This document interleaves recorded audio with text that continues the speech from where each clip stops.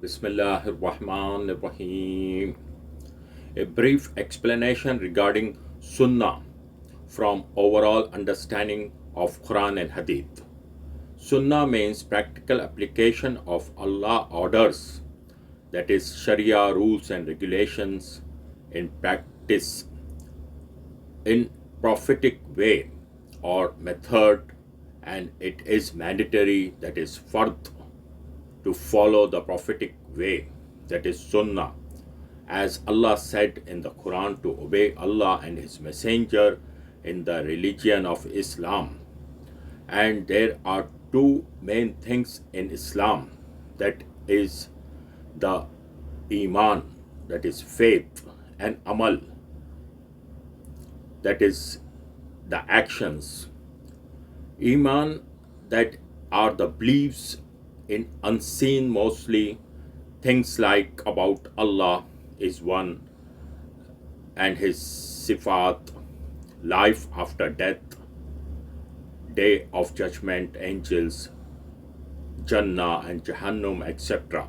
That are the beliefs or aqaid. In these you have to believe how Prophet interpreted to Sahaba. Usually it was an explanation or elaboration of Quranic verses.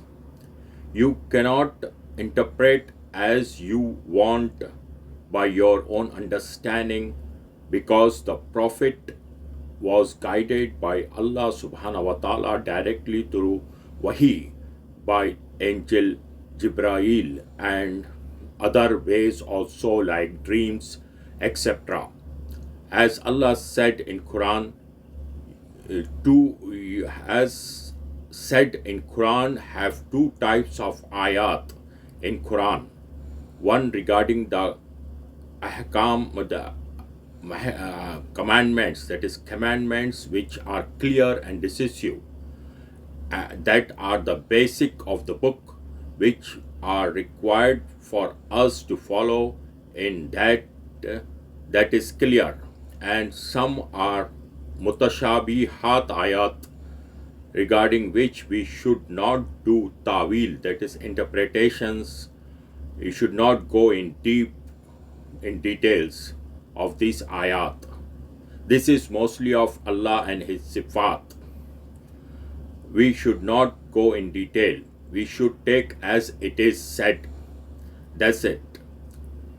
We have to believe as it is. For example, in Quran it is there that shaheed in the way of Allah are alive, and but how you do not know, but how they are alive you do not know. So we should not go in details regarding this ayat and come to a wrong conclusion that they are alive as it is in the graves. Also, we should believe what it is said, that's it. We should not go in details and come to a wrong interpretations. And the mutashabihat verses that you cannot interpret, especially regarding of Allah and His sifat, that we should believe as it is said, not interpret. That is, we should not go in could do ta'wil regarding like Allah and His, Allah have hand, Allah have face, Allah rose the throne. We should believe as it is. You should not do ta'wil interpretations like how Allah have hand. It is regarding His qudrat, that is power, etc. Not like that. And regarding His sifat, how He can be not in this world, and then he become isolated, so come to a wrong conclusion that He is everywhere, etc. So you should not do ta'wil interpretation like this of Allah, especially and His sifat. These ayat of mutashabihat should be taken, believe, uh, as it is said. As it is said, that's it. So, in the following Sunnah way, also you have some stuff which are mandatory fard, that is specially derived from the things which are present in Quran. For example, like qiyam, standing in salah, ruku and sujood are fard in salah because it is present in Quran, and some are in hadith regarding Rasulullah's absolute orders, and some stuff are recommended. For example, Nafil salah. So in praying salah, some are mandatory and some are recommended in Sunnah way. So also, and you have to follow Sunnah exactly in prophetic way only. You cannot add or subtract. Stuff seems to be good by your own understanding, that that acts become invalid or bid'ah.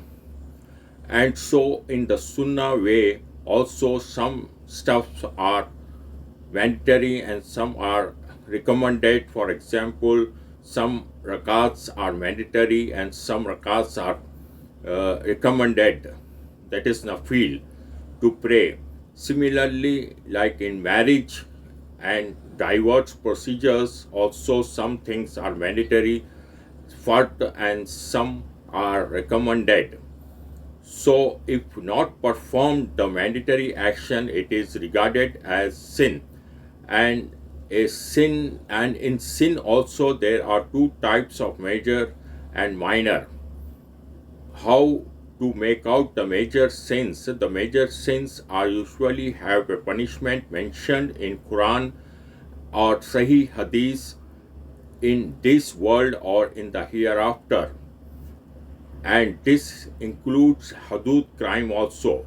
And performing the mandatory actions are rewarded, and regarding the recommended nafil optional stuff, by not performing that recommended actions it is not punishable, but if you perform that actions you have extra rewards in the scale on the day of judgment. And the Sunnah nowadays derived from Sahih Hadith, and Sahih Hadith should be interpreted in the light of Quran, because Rasulullah explained or elaborated the Quran. So Sahih Hadith should not go against the Quran. It should be according to the Quran.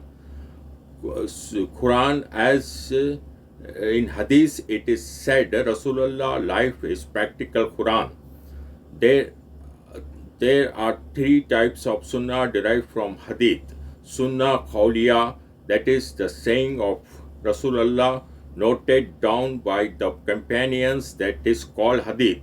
Sunnah Failya, that is actions of Rasulullah in the religious matter. Sunnah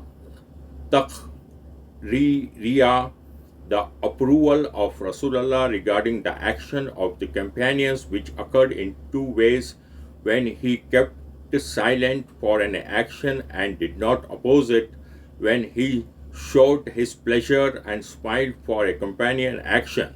Similarly, Sharia law has three main categories, that is mandatory action, recommended actions, forbidden actions, which include the hudud crimes. There are three main sources to drive the Sharia law, that is the Quran, Sunnah, that is authentic Hadith, and Qiyas, analogical reasoning.